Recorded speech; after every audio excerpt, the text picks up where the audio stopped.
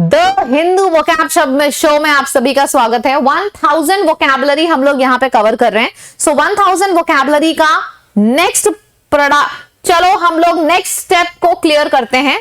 तो ये रहा आपका पहला शब्द आज के सेशन का, ऑल्टरेशन। जब भी ऑल्टरेशन वर्ड आता है एक चीज याद रखना, आप सभी के दिमाग में ऑल्टरकेशन वर्ड जरूर आ रहा होगा। ऑल्टरकेशन वर्ड आप सभी के दिमाग में जरूर आ रहा होगा, पर ये दोनों अलग अलग हैं। ऑल्टरेशन का मतलब होता है चेंजेस करना। जैसे मैंने बोला मुझे जीन्स बहुत बड़ी थी, मैंने ऑल्टर करा दी, यानी कि चेंज करा दिया। तो ऑल्टरेशन कराना मतलब चेंज कराना। और ऑल्टरकेशन में का आ रहा है, का मतलब होता है कलेश। ठीक है, तो अगर लोगों के बीच में लड़ाई हो गई है, कलेश हो गया है, तो उसको हम ऑल्टरकेशन कहते हैं। और ऑल्टरेशन किसको कहेंगे? चेंजेस करना, है ना, ऑडिट करना, चेंज करना, और आप बोल सकते हो कि मॉडिफिकेशन करना, एडजस्ट करना, ये सब होता है। ठीक, चलो सारे के सारे सिनोनिम्स और एंटोनिम कवर करते हैं। तो सबसे पहला वर्ड हमारा एक सेकेंड, सबसे पहला वर्ड है मॉडिफिकेशन करना। वही होता है चेंजेस करना, मॉडिफिकेशन करना, संशोधन करना, समायोजन करना। भिन्न मतलब अलग अलग, चेंजेस मतलब भिन्न भी तो होता है, इसके अलग अलग होना, चेंजेस होना, भिन्न भिन्न है चीजें, वेरिएशन है, एडजस्टमेंट्स हैं। ट्रांसफॉर्मेशन का भी मतलब होता है चीजें एकदम ट्रांसफॉर्म हो गई हैं, यानी कि एकदम चेंज हो गई हैं। करेक्शन का भी मतलब होता है चीजों पे सुधार करना, करेक्शन करना। अच्छा, चेंज और चेंज ओवर, इन दोनों का मतलब होता है बदलाव। आज कुछ है, कल कुछ और है, चेंज है, चेंज ओवर है, यानी कि बदलाव है। कन्वर्जन का भी मतलब होता है कि इंग्लिश से हिंदी में कन्वर्जन कर दो, ट्रांसलेशन कर दो। हाँ, यहाँ पे एक ट्रांसलेशन वर्ड भी आ सकता है, आप यहाँ पे ट्रांसलेशन भी वर्ड लिख सकते हो, क्योंकि ट्रांसलेशन में भी तो पूरी की पूरी लैंग्वेज चेंज होती है।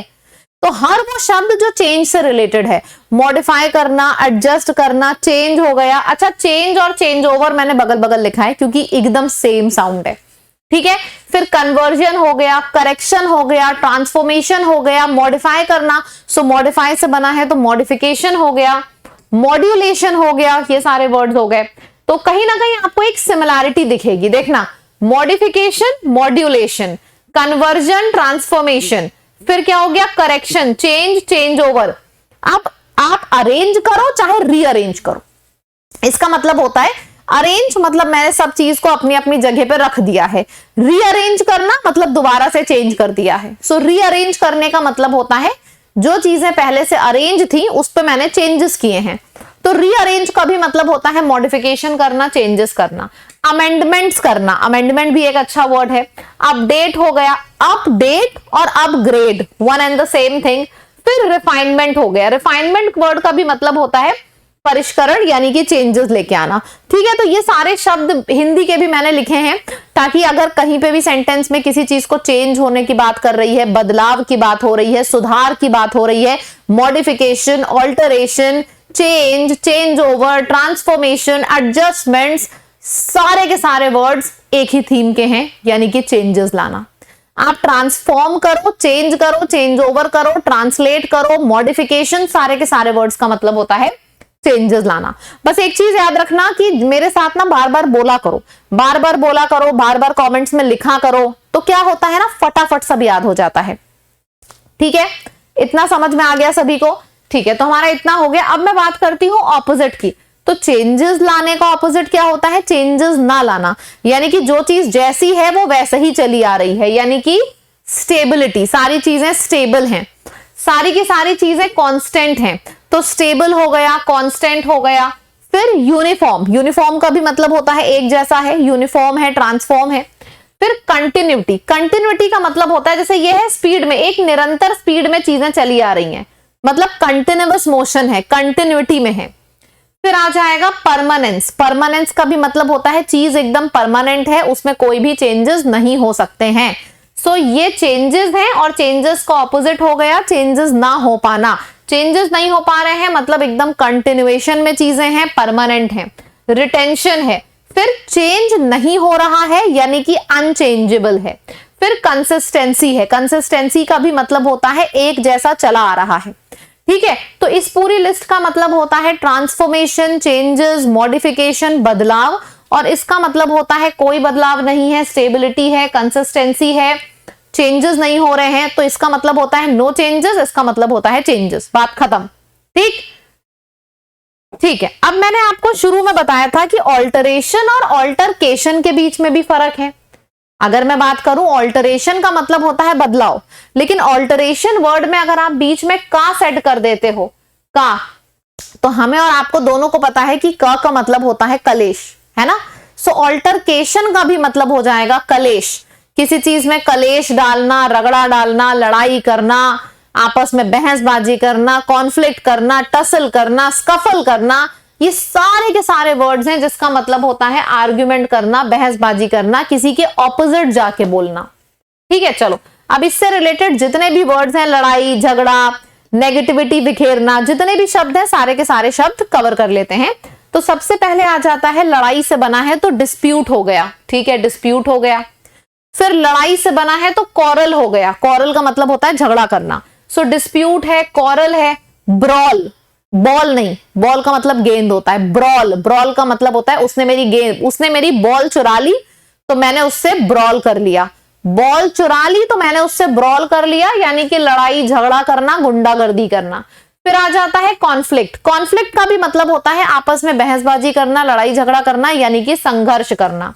रो, अगर ये लड़की रो में खड़ी है और इस लड़की ने ये लड़की की जगह ले ली तो आपस में दोनों की लड़ाई हो जाएगी। तो एक रो में क्या होता है, आपस में रो हो जाता है, यानी कि लड़ाई हो जाती है। रो मतलब एक लाइन में वो मेरे से पहले आ गई तो मेरी उससे बहस हो गई, लड़ाई हो गई। तो रो का भी मतलब होता है बहस हो जाना, लड़ाई हो जाना। ठीक है, फिर फ्रकास, गड़बड़ हो जाना, लड़ाई हो जाना। डिबेट, अगर डिबेट हो रहा है तो जाहिर सी बात है मैं सामने वाले के अगेंस्ट ही रहूंगी, और किसी के अगेंस्ट रहना, ऑपोजिट रहना, ये सारे इस शब्द के सिनोनिम हैं। ठीक है, कंटेंशन, आपने कहावत सुनी होगी, बोन ऑफ कंटेंशन, मतलब लड़ाई की जड़। सो कंटेंशन का मतलब ही होता है लड़ाई झगड़े की जड़। प्रकाश भी हो गया मतलब कि बेकार है, गड़बड़ हो गई है। रो का भी मतलब हो रहा है टकरार हो जाना, कॉन्फ्लिक्ट हो जाना, ब्रॉल हो जाना। सो ROW एक नया वर्ड आपने पढ़ा है, और BRAWL ब्रॉल, ये भी एक नया वर्ड है जिसका मतलब होता है गुंडागर्दी। टिफ हो गई, दोनों के बीच में आपस में टिफ हो गई। टिफ का मतलब होता है टकरार हो गई। फ्रिक्शन, आपस में फ्रिक्शन पैदा हो गया, यानी कि मेरे और उसके बीच में रिलेशनशिप इतना स्मूथ नहीं है, फ्रिक्शन आ गया है। फ्रिक्शन मतलब समझ रहे हो, वो मेरी बात नहीं मानता, मैं उसकी बात नहीं मानती। So this is friction. Clash का भी मतलब होता है आपस में भिड़ गए दोनों, एक बात पे सहमति नहीं है, आपस में भिड़ गए, क्लैश हो गया। कमोशन वर्ड बना है मोशन की कमी से, और मोशन की कमी है, अगर समझो ना, आप गाड़ी चला रहे हो और मोशन की कमी है तो गुस्सा नहीं आता, अरे भाई गाड़ी आगे चलाओ, जल्दी चलाओ। क्यों ऐसा गुस्सा आता है? क्योंकि आपकी गाड़ी चल नहीं पा रही है, आपकी गाड़ी में मोशन में कमी आ गई है। सो जब भी मोशन में कमी आएगी, यानी कि कमोशन, तो हमेशा लड़ाई झगड़ा शोरगुल होगा ही होगा। ठीक है, फिर स्क्वाबल का भी मतलब होता है लड़ाई झगड़ा, और स्पैरिंग का भी मतलब होता है लड़ाई झगड़ा करना। ठीक है, तो इसमें कौन कौन से वर्ड्स हमें पता है? Dispute, conflict, debate, contention, friction, clash, commotion, ये सारे इजी वर्ड्स हैं। जिन वर्ड्स पे आपको थोड़ा ज्यादा ध्यान देना है, ब्रॉल है, रो है, फ्रकास है, टिफ है, स्क्वैबल है और स्पैरिंग है। इन वर्ड्स पे आपको अलग से ध्यान देना है, और जो वर्ड्स आपके एक जबानी रहेंगे वो सारे वर्ड्स मैंने बता दिए। अच्छा, इसका ऑपोजिट क्या हो जाएगा? प्यार, मोहब्बत, हार्मनी, आपस में होना, लव होना। आप दोनों एक दूसरे से अग्री कर गए हो, अगर अग्री कर गए हो तो कभी लड़ाई होगा ही नहीं, कभी टसल होगा ही नहीं, कभी स्कफल होगा ही नहीं। सो टसल और स्कफल का भी मतलब होता है लड़ाई झगड़ा। तो अगर आपस में टसल और स्कफल नहीं है, मतलब आप दोनों अग्री कर रहे हो, तो अग्रीमेंट हो गया। ठीक है, फिर ट्रूस का भी मतलब होता है आपस में दोनों कंट्रीज ने ट्रूस अग्रीमेंट साइन कर लिया है, यानी कि युद्ध के ऊपर विराम लगा दिया है। अब ये दोनों आपस में अच्छे से बातचीत करेंगे। कॉनकॉर्ड वर्ड बना है अकॉर्ड वर्ड की मदद से। अगर तुम लोग मेरे अकॉर्डिंग काम करोगे तो लड़ाई झगड़ा होगा ही नहीं। तो कॉनकॉर्ड अकॉर्ड से बना है। एमिटी वर्ड किससे बना है? एमिटी वर्ड का मतलब यही होता है आपस में मित्रता होना। एमिटी वर्ड बना किससे है? एमिटी वर्ड बना है एमिएबल से। सो एमिएबल हो गया, एमिएबल हो गया, एमिकेबल हो गया, एमिटी हो गया, एमिएबल, एमिकेबल, एमिटी। इन सब का मतलब होता है दोस्ती, प्यार, मोहब्बत, लड़ाई झगड़ा ना होना। यूनिटी, आपस में सब एक साथ हैं। कोलैबोरेशन, एक साथ आके काम कर रहे हैं, कोई लड़ाई झगड़ा नहीं हो रहा है। अफर्मेशन का भी मतलब होता है पुष्टिकरण, उसने बोला हाँ, मैं बोलूंगी हाँ भाई सही है, मैं कोई बहस करूंगी ही नहीं, मैंने बहस नहीं किया मतलब लड़ाई नहीं हुई।